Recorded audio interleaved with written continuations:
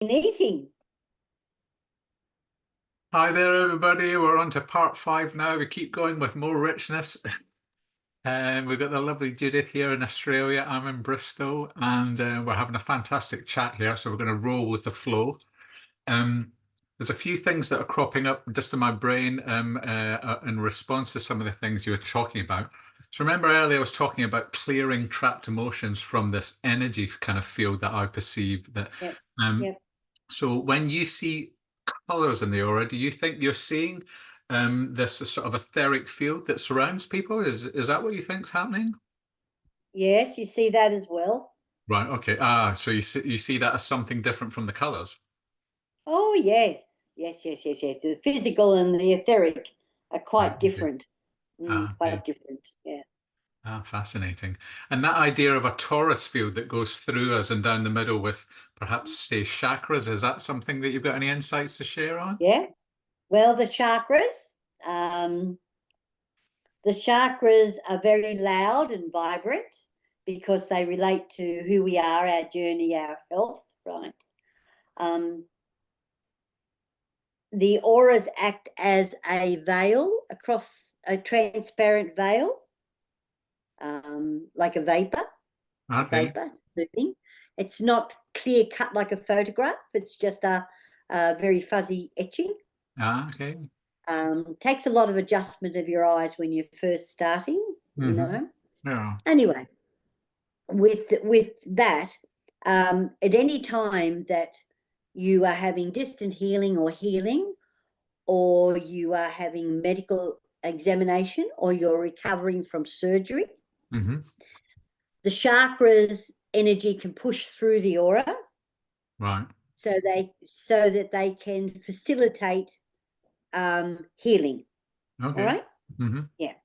But the aura still covers and floats over, and the chakras sit behind it. Yeah. Okay. And so is the etheric field behind it? There's a chakra on the Mm-hmm. outside. Okay. The etheric goes into the chakras, right? Hmm. And you've got a veil, just a thin veil over the top of it. Most colors that people out there, if you go and look at the literature, look at things online on YouTube and that, Hmm. um, people will say to you that your color is red or your color is blue, Hmm. but that's not an aura.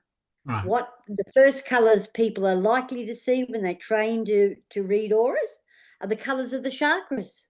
And so they come in gold and blue and red and all those colors that you see that everybody's talking about. But Yeah. they don't talk about the fact that we were talking about suicide, right? Hmm. Now, suicide has a woven mat that's a muddy brown, it's a lemon green, it's an olive, it's a dark green, all the mental stress that goes with it. And that's a crisscross woven pattern like crochet, right? That sits inside the aura. And if it's down towards the legs and the feet, it shows you that person is moving very quickly towards suicide. So you can see it straight away. I've Right. actually done aura readings. I've had parents drag their teenage kids into me and Right. said, "Oh, could you do his aura, please?" And I've seen suicide in it. Yeah. And Uh, it's really startling to do somebody's aura and you look at them, they're 16 years old and you can see suicide in it. You no. think, oh, you haven't even begun to live yet, Yeah, you of know? course. Yeah, yeah. Yeah. But Gosh. their parents are very, very concerned. They know something's wrong. So they've dragged dragged the teenager. I don't want to get my aura done. Mm. Oh, Yeah. fascinating. Yeah. Yeah, I mean, it's a fascinating topic, isn't it? Because I think throughout my life, certainly had some experiences where I've picked up on things and about situations or people. I've maybe got a download or a thought, and I'm like, "Gosh, where's that come from? How am I getting that information?" And then one time, for example, I was in a nightclub and I'd gone to see some sort of music act who I really liked. And I got chatting to him beforehand. He was a lovely guy. I was chit-chatting away to him. And then some guy came up and interrupted our conversation. And he was pretending that he was either drunk or on some kind of drug. But he was trying to be overtly friendly, but it really stood out as a bit weird. So because this guy was a performer, I left to chat to him because I thought he was trying to chat to him, because of his performer status. So I moved away, and subsequently the guy went on to perform, and he did a really good kind of set. But I felt really uneasy, and it was strange. It was like feeling that some sort of energy in the room, and I was going, "What's going on here? Like something's going on." And a few weeks before, my car had got broken into, and I'd gone to another concert, and I was like, "Oh, is this a warning that, maybe my car's been broken into outside?" Couldn't figure it out, but I felt so strongly I had to leave the venue. When I went back to my car was fine. And then the next day, I sent the guy a message on Facebook going, "Oh, how are you? I loved to chat to you last night. It was a great set." And he went, "Oh, that guy who came up, he stole my mobile phone out of my pocket whilst he was talking to me." And so my learning was I must have picked up energetically that there was some sort of thing that happened at that moment. And it helped me like look at that event and go, wow, but so how would you what's your thoughts on what went on there? Was I reading his auric field of the thief? Or and that was an intriguing experience for me for sure. You were it's some people, when it comes to intuition, some people see it, some people feel it. Everybody has different sensations. Not one is better than the other. They're just different, right? Right. What you were doing, you were intuitively feeling it, but Okay. you just couldn't see clearly what it was, but you Mm, knew the alarm bells had yeah. to go on. Right. Yeah, Wow. yeah. But do you think that has an auric aspect to me, like reading either the thief's aura or sensing the thief's aura or energy field? Because like sometimes a lot of people in the spiritual community think that that our auric field or etheric fields can be quite sizable and have a Yeah, yeah. so I was partly wondering whether sometimes if you're close to somebody, like there's certainly sometimes that I thought, right, I've been at in one of my other jobs, I've suddenly known the solution to a situation, and it's out of my mouth before I can even consciously think about it. We Yeah, resolve the situation, and I'm driving home going, where did that come from? How on earth did I know that that one little detail there would resolve that conflict? yeah. So and so I'm intrigued when I when things like that happen. I'm like, oh, and I wonder, Well, you can thank your eternal mind for that. yeah, that's what I thought. Yes. But Or yeah, your higher self, yeah, right? yeah, lovely. You can thank, that's where all that inspiration comes from. Okay, Mm, yeah, okay, yeah. yeah, But lovely. when you were talking about releasing trauma, I Hmm. just want to clear something up with our viewers, right? Right, okay, There is no such thing as a block in the human aura. There right, is no such thing as a block in the right, human okay, aura. okay, People come to me and say, "Oh, I was told I've got a block in my aura," and I think, no, right, auras can be traumatized yeah, yeah, because your life is traumatized, yeah, right? But there is no block. Auras have to breathe. They're like a sheer veil. They have to breathe. They right, cannot be blocked. If they are blocked, your chakras are blocked, and then you're dead. right, okay. So they cannot be blocked. It's impossible for them to be blocked. Yeah, but maybe what they're describing is a mental neural pathway block. That they've got Hmm. brain thinking that's fixed. They've got these neural Yes, pathways that make sense to them that are well worn, that instantly their yes. thoughts go down those neural pathways. And so maybe because they're Mm. not prepared to think over here, that Yep. they're hitting the blocks and they're going, well, I always think like this.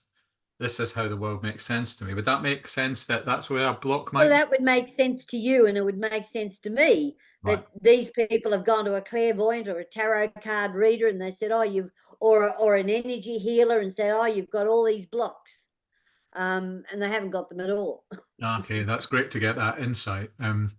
Okay, so where are we here? So something I said to you in an email, my lived experiences um outside normal day-to-day consciousness, I've had an experience whereby I kind of really divinely connected with divine source consciousness and became aware of that kind of power of the creative of all. and what came through at that time, that is all people are energetically connected and we communicate vibrationally in many ways that mainstream teachings don't teach, and or the conventional teachings ignore.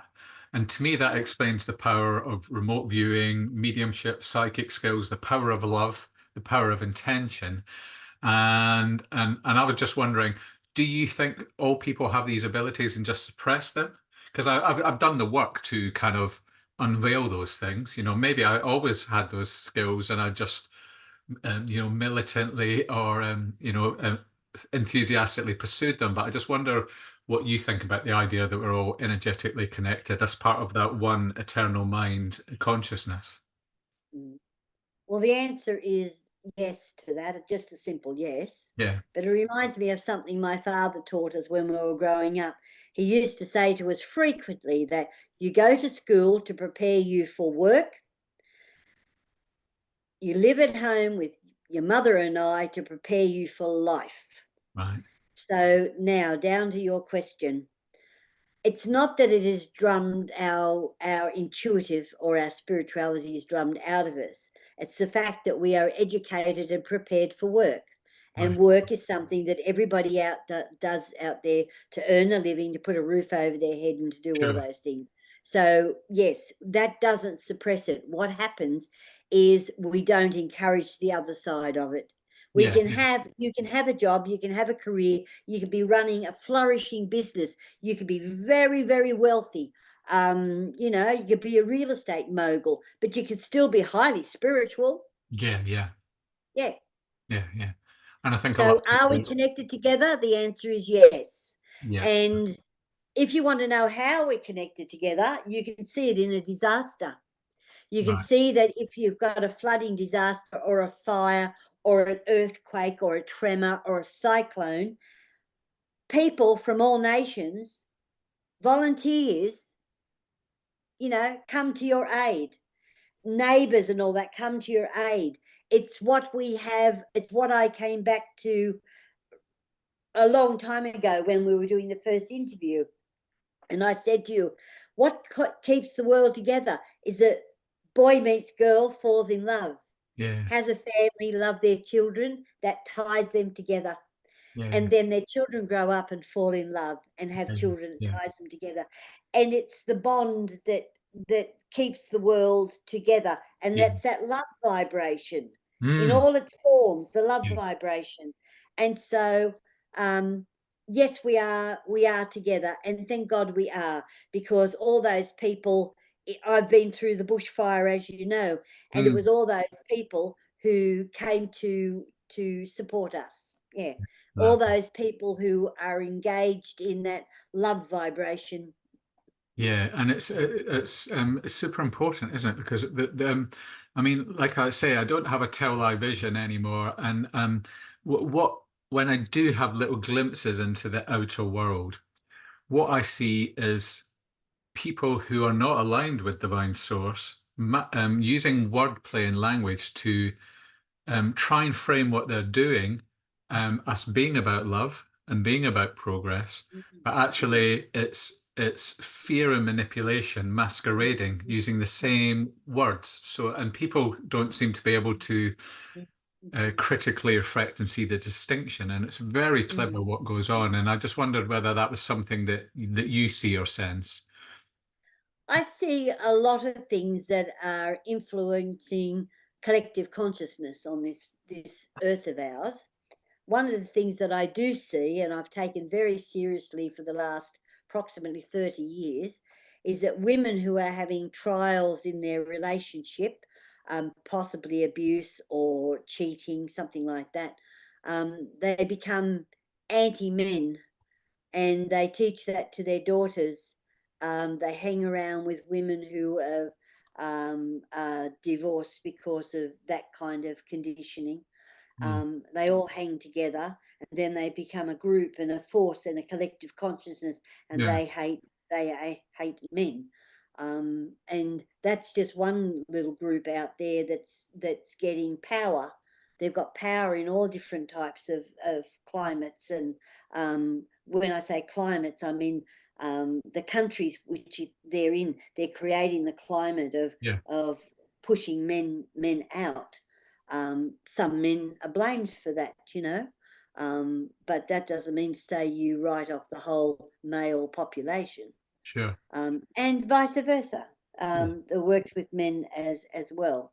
Then you've got a great big collective consciousness of children who think their parents are stupid. They don't know anything. Right. And all those children know is electronics. Yeah, they're parented by their phones, aren't they? Yeah, they're all they know is electronics. Turn the power off, and they can't function. Yeah, exactly. Yeah. That's right. And that will happen. That collective consciousness goes up into the world. I mean, Alaska had a big storm, and the town, for a period of 3 weeks, lost its power, totally lost its power. And people had to come together to do things. And there was a permaculture family there that had a basement. They'd grown all their vegetables. They'd stored all their vegetables. They had them in the cellar, and they were starting to feed the people as they got hungry. And so after all the snow melted and the lines got the electricity came back into play, the people in the town all wanted to go and learn how to grow their own vegetables, because they'd faced the reality of they weren't ever prepared. And that doesn't mean to say those permaculture people weren't preppers. They were just self-sufficient. Yeah. So in Canada, like not in Australia, we can grow things any old time of the year. It doesn't matter, right? I'm here am I 2 weeks away from winter, and I'm picking bananas. Wow. Now in Alaska, they have to concentrate all their growing in a certain period of time in the year, in the spring and summer, and then they must store it all for winter. Whereas we don't have to do that. We can grow it every day of the year. Yeah. So I just wanted to give that difference. Yeah. Yeah, really fascinating. I suppose the thing that instantly triggered in my head was really about addiction. The word addiction's coming up. So when you have phone addict parents enabling children at a young age to be phone addicts, and they're seeing their parents being addicted, they're seeing that their parents aren't interacting, they're busy on their phones. I go out to restaurants, I see couples out on date nights on Valentine's, and they're sat in a restaurant on mobile phones opposite each other, or they're shopping with their child's in a trolley getting pushed around the supermarket, and the child's holding a mobile phone, looking at the mobile phone, and the parents are missing out on these beautiful educational moments of interacting with the child. I find it kind of heartbreaking in some sort of ways, and wonder, sometimes I feel like saying to people, what are you doing? You have a responsibility to nurture that beautiful divine child that you brought up. Stop being lazy. Stop allowing your child to get addicted to things, because these phones are so addictive. And I think it's like a really big thing that I'm hoping that society is going to wake up to soon, that the addictive relationships, people look at these phones and think they're addictive. They can get all this information as soon as they search. And I think laziness is really coming into and what has been missing more so in the last 20 years, there are certain colors that present, if you've got chocolate brown around your hands, you've got common sense. Okay. So the hands show, all the colors around the hands show how you conduct life. And they also show your talents and your skills, right? And everybody has got chocolate brown around their hands, because that's common sense. It's practicality. It's being able to sort problems out and deal with things and Yeah. so on. But it's gone. Okay. It's gone. I Wow. can go out to a supermarket, and you're lucky if I find one person. And Wow. if that person has got brown in their hands, guess what? They're 70 years old. Right. So Wow. what's happening to the 40-year-olds, the 30-year-olds, the 20-year-olds? They haven't got any. Right. I just I'm finding quite seeing the auras the way that I see it, and the colors that are changing, it's quite disturbing. At the moment, I'm writing a post called The Effects of Climate Change on the Human Aura, Yeah, okay. because that's testing.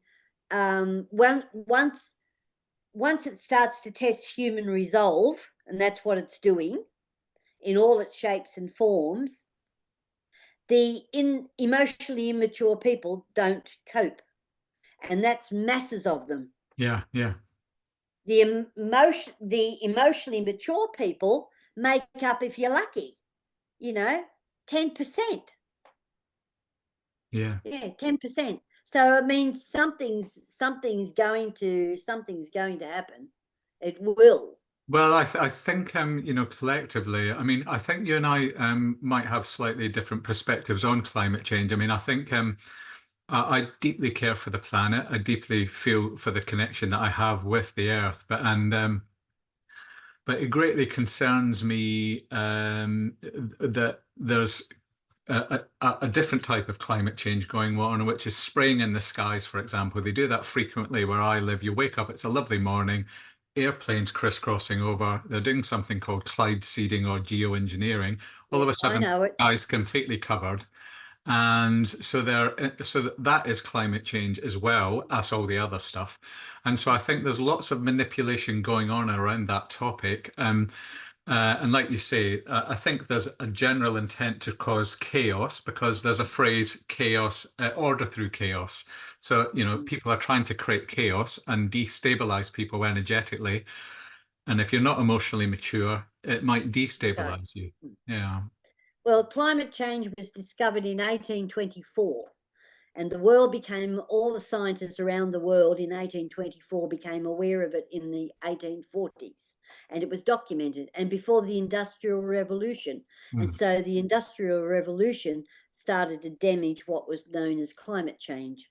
Anyway, and we've had a path of that for years and years and years, and nothing's been done about it. It's only because man has made pollution that the world's never experienced before. The Mm. only pollution that the world experienced is when a volcano erupted and gases went up there, and the other half of Mhm. the world could cope with that. But Yeah. now we've got every country spewing out all this stuff, and I can see it absolutely everywhere. You can see it in the auras of trees. Trees in all different countries now are all starting to die, and they are responsible for a whole range of insects, birds feeding off them, bees. Human beings lose the bee population, and we don't have any food to eat.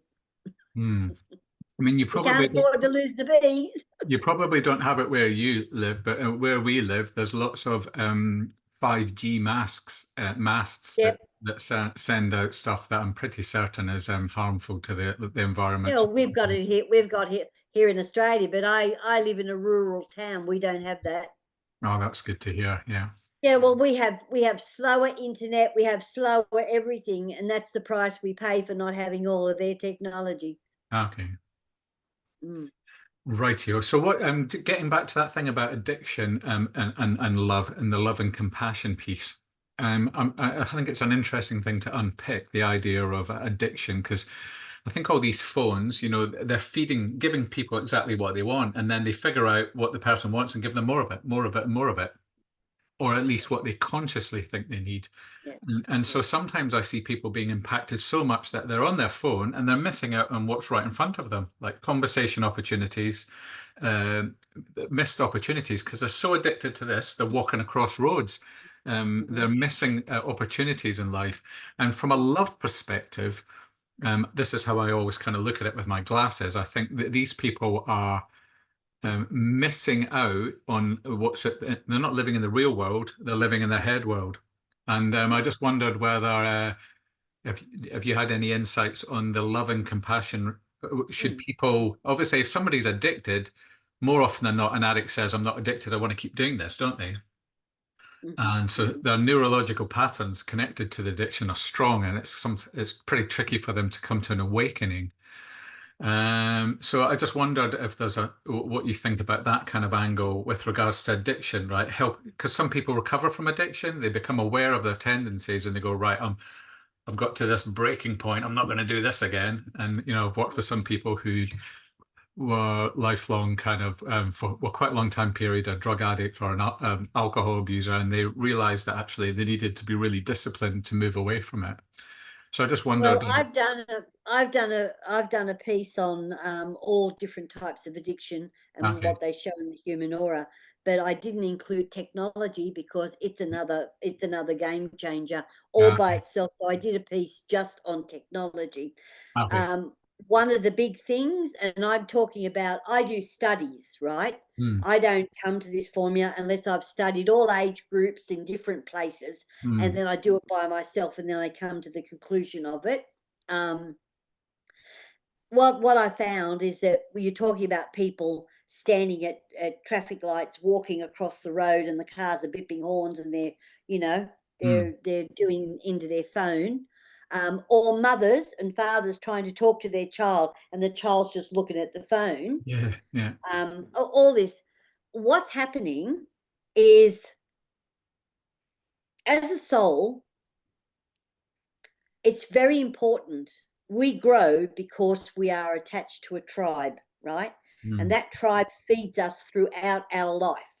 For all the different needs we have, the tribe feeds us.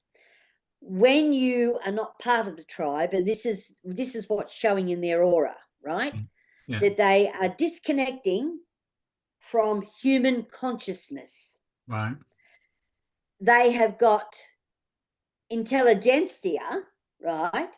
By reading and doing everything they're doing, but they're disconnecting from consciousness, human consciousness. And so once they start disconnecting from tribe, they can end up with so many social issues themselves, just individually, right? Yes, I give an example. I had a group of university students down to have a look at our environmental house, right? Anyway, the dean of the university said to me, could you come to the university and do a bit of a talk for us? And I said, who's the talk for? And she said to me, oh, the talk is for our university councillors. And I said, well, what do they want? They want answers. And I said, what are the answers? What kind of questions are they asking? And apparently students continually go into the university counsellors and say, I don't have any friends. I don't know how to get a boyfriend or a girlfriend. I don't know what to do. I don't feel very good about what I'm doing. And you might find that they're studying and they're top of their class, or even battling to get through, but they've got no social skills. And this is what I'm saying. Mm, I've done this piece because I'm seeing a very big danger, a cultural, psychological danger, mm, because they are disconnecting from tribe. mm. And to say that they're following an influencer, no, No. that's not breathing in the space of that person. Yeah, When we follow a tribe, our auras come together. We bond together. We look into each other's eyes. We feel each other's energies. You do not do that with technology. yeah. But do you think they're mistakenly trying to find their tribe on technology because they can't find it in person? That could be a question. That Yeah, could be a I question. think that could be a factor that they're going, okay, I haven't got a connection with my family or friends, but I can find my tribe online. You know, I can find the interest group here. I like music. I'll find these people. I find this, you know, people on who are into mathematics online. So I think people use these things without. I mean, I think there can be healthy uses of technology. There can be healthy connections and healthy bonds, but if it becomes everything, then there's a chance that you switch off to like the magic of in-person Yes, discussions. yes, Yeah, yes, yeah, yeah. mm, The thing is with say the younger people, they're bright and they're intelligent, um, but being addicted to social media, and I'm talking about social media, there's no tribe formed there. And when I look at their auras, are they going to social media looking to bond with the tribe? No. okay, They're using it as a stopgap because they can't bond with the tribe. okay, And so therefore the social media is just filling the gap, and they're waiting for some miraculous cure to come about. Right. And then they find themselves so far down the track, they can't communicate. Yeah. And it's a bit like what you were saying in the other interview about projecting onto a relationship, can I find the love of my life? And you're saying back, Yes. well, you need to do the work yourself. So if they don't do the work yourself, then they always look externally and they can't Mm. find people and they're not doing the work themselves. They're not going to be self-aware that actually maybe there's something in me that explains my social difficulties. Mm-hmm. And so they might continue, if they're anxious people, to overprotect that carefully constructed self and not actually work. The magic's always outside here, I think, in the outside Yes. the comfort zone, you know? Yeah, that's Yeah. right. Hmm. Well, when we were traveling around the world and I was doing all the lectures and everything, and I used to do it alone, and then Paul started to come with me. Yeah. He used to call me the performing monkey, and he was the organ grinder. In other words, he had to get all the machinery going in the background, and I just did the funny little dance. Yeah, yeah. And so that brings me on to this lovely next juicy question. So the power of two auras that are harmonious coming together. When you've got that partnership and that bond, do auras then do they remain separate or do they join, or is there a little dance between the two auras? Because the power of two, you read lots of books about successful people, and they always say that a loving relationship at the heart of it is really important. There's an author I interviewed recently called Steve Young who'd written this book, which influenced me. And he says marriage is high alchemy. And so I just wondered, there's a juicy question there about the power of two and auras. You know, did you? I remember you also saying that you hadn't read Paul's aura, or you didn't. And No, um, I wouldn't. For all our married life, I never read his aura because it was an invasion of privacy. If he'd ever asked me to, which he never did, asked me to read his aura. It's a couple of times he said to me, "Could you tell me how sick I am?" And I would okay, do that, but I wouldn't analyze his aura. okay, Now, the answer to your question, Paul had beautiful answers to everybody's question about love. okay, We went in to get our car registered, and I was with Paul, and he had the documentation, and the woman behind the counter, I was standing behind Paul, and she said, I won't be long, I'll just process his paperwork. And I said, oh, we're together. And she said, oh, I'm sorry about that. And Paul said, I'm not. He said, we are one organism. wow, He told everybody we were one organism. okay. Yeah. That was something he said all the time. Right. When he was in hospital, even dying, he was telling the doctors that we are one organism. Wow. Yes. He said we have married together in mind, body, and spirit, and Mm, now we are one organism. So right. that answers your question. It does, and it's a powerful answer indeed, which is entirely what I kind of thought, because I think, I think you'd find the interview with Steve really interesting. He's a fascinating guy. He's a theoretical physicist. He's written a book where he um, debunks a lot of scientific thinking, and he talks about the science of alchemy, the ancient Okay. knowledge of alchemy. He's a fascinating guy, and he's written this book that's very courageous and bold.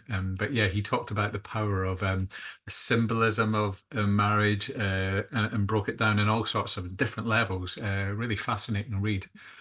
And so do you think okay, so that was Paul's perspective about the organism. What's your perspective as auras? Do two auras kind of come together and then kind of like commingle and then transmit? Or What happens is that when people fall in love, and they've got companionship in there, that's the important thing. That's the bond. The yeah, companionship is in there, and it's the tie that cements them, gives them the anchor in the relationship. yeah, That's when it can form. If it's not there, it can't form. right, And so there is a melding of energy as you learn to accept each other, tolerate each other, all the little idiosyncrasies that we all have as humans. yeah, Um, and then together you face, this is very important. the strength of the two auras comes together with the way you face adversity. Yeah. Yeah. So if you have challenges in your life and you handle those together, then Yeah. it gets more and more and more and more and more. Yeah. And then you find you just find that you reach that one organism that you do things Yeah. for each other without thinking. Sure. Yeah.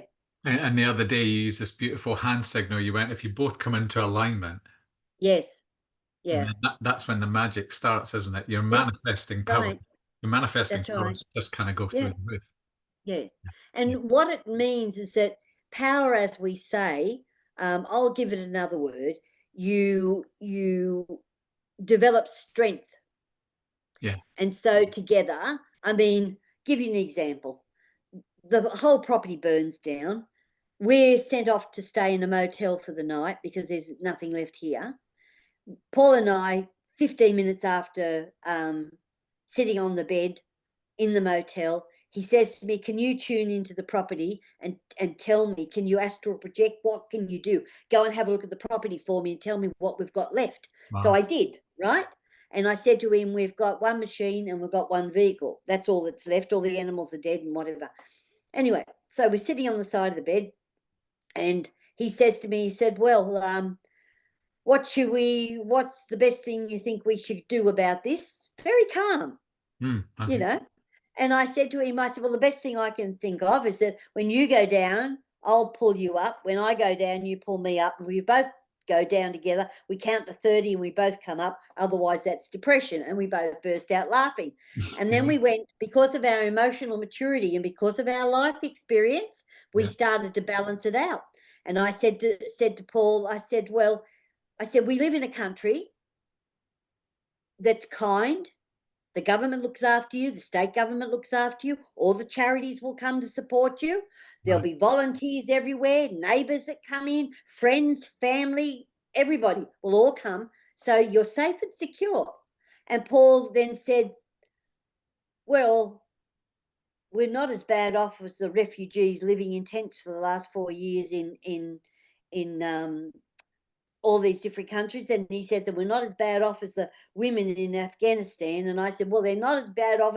And we sat there for 20 minutes comparing all these people that were not as bad off us, I which is remember you emotional telling me before. maturity. And then he turned to me and he said, I'm hungry. And I said, yes, so am I. And we didn't have any food. Yeah. So we went over. This was the wake up call. We Yeah. went over to the shopping centre and we couldn't find any food. Right. We saw lots of people eating, but we couldn't find any food. Right. So we simply went into the supermarket and we came back with a banana. Right. Wow. Yeah, I remember you sharing parts of that story before, but it's an absolutely life-inspiring kind of testimony to your love and vision together. It's the Um, strength together. yeah, It's yeah. the strength. Absolutely Yes. fantastic. So I'm minded to remind you now that I've so enjoyed chatting to you. There's only 1.5 minutes left of recording, but we've squeezed in so much, and I'm so deeply grateful. I'm going to be watching this back, and as I'm sure you might and other people might, and there's so much richness. So I thank you from the bottom of my heart for the sharing and stuff. There's lots to think and reflect upon. So I'm going to press stop now, and then